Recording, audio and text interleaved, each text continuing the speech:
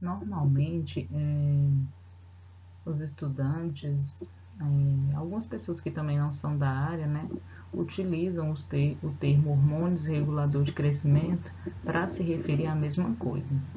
Mas, na verdade, né, esses termos, eles são distintos.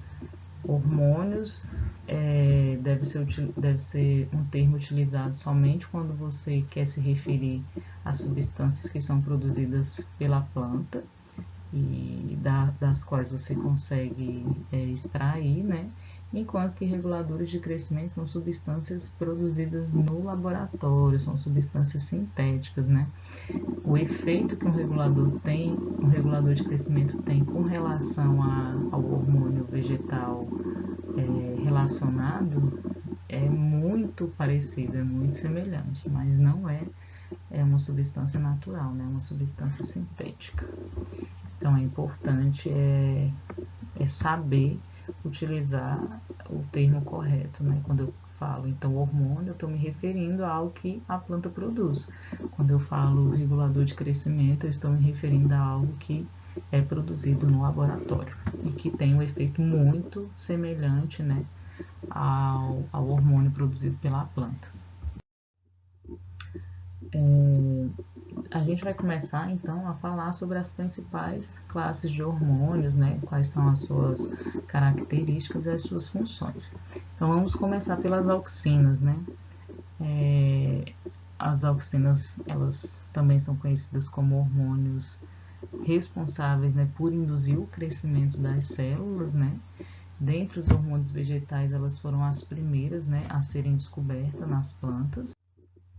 Elas podem ser sintetizadas em diversas partes das plantas, sendo que a principal parte, né, e de onde ela será transportada para as outras partes que não conseguem produzir são as zonas meristemáticas, né, mas as folhas jovens também produzem, as sementes em desenvolvimento, as flores, né,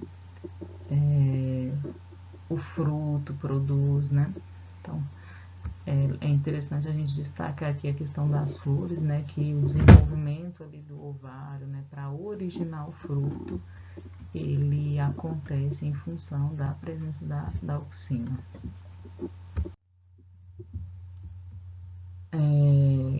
As auxinas existentes e naturais que foram descobertas são o AIA, né, elas são normalmente conhecidas pelas siglas. Ela está presente em todos os vegetais, né? É a auxina mais abundante. Existe também o ácido clorindol acético, né? E o ácido indolbutírico. O ácido clorindol acético, ele é muito comum em sementes de leguminosas e o ácido indolbutírico em sementes de milho e semente de mostarda. A forma como o AIA é transportado dentro da planta é muito lenta, tanto nos ramos quanto nas raízes, né? Para vocês terem uma ideia, né? É um transporte aí que demora aí 1 centímetro por hora, né? O transporte ele é chamado de transporte polar, né? Unidirecional. Então eu comentei que a principal fonte de produção de auxinas na planta são as zonas meristemáticas, né? Então ele sai do ápice da planta e vai lá para a base da planta, né? Por isso ele é chamado de transporte basípeto, né? Em função de ir do ápice para a base. A rota primária de transporte da auxina ela não ocorre através do floema, né? Apesar de inúmeras substâncias serem transportadas pelo floema, serem transportadas pelo xilema, no caso da auxina, né, o transporte vai ocorrer principalmente por meio das células parenquimáticas, mas são células parenquimáticas que estão ali, né, ligadas, né, ao xilema e ao floema. Não sei se vocês lembram, né, mas ali ligado ao floema, né, existem células parenquimáticas, né, existe a célula companheira, né, ligada ao xilema existem as fibras e também existem células parenquimáticas, né. Então essas células que estão ali mais próximas, né, desses tecidos vasculares, né, essas células parenquimáticas, é por meio delas então que o AIA será transportado. A gente vai começar a falar agora sobre as funções das auxinas, né?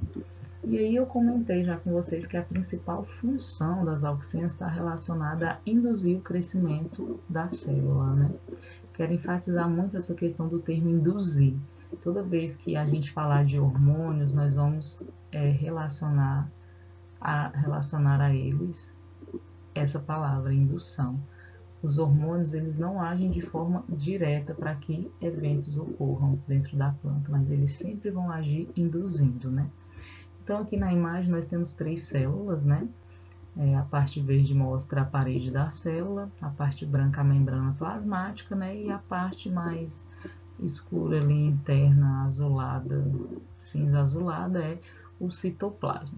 Então, observem aí que tem o AIA, né, e uma setinha aqui apontando para essas bolinhas amarelas. Essas bolas amarelas são as proteínas, né? Observe, né, que tem H+, sendo transportado aqui do citoplasma para a parede da célula. O AIA induz esse transporte, né, a saída do H+ do citoplasma para a parede da célula. Observem que para que ocorra o transporte, gasta energia na forma de ATP. Então, cada bolinha amarela eu tenho gasto de ATP por causa da saída aqui do H+ para a parede da célula. Então, o AIA induz a saída do H+ do citoplasma para a parede da célula. Com esses H+ aqui saindo para a parede da célula, ocorre então a acidificação do meio, né? Muito H+, diminui o pH, aumenta então a acidez. Esse meio ácido aqui na parede da célula vai ativar a ação de enzimas, que são denominadas de enzimas expansinas. Essas enzimas ativadas, elas vão começar a romper, a quebrar, né, ligações existentes entre os componentes da parede celular, hemicelulose, celulose, né? E aí, com a quebra dessas ligações, a parede celular ela fica vulnerável, ela fica frouxa. Então, quando a água entrar dentro da célula e exercer pressão sobre as paredes vão ceder. E aí, como as paredes cedem, isso provoca, então, o crescimento da célula. Então, essa é a hipótese, né, que demonstra como a célula cresce por meio da ação da auxina.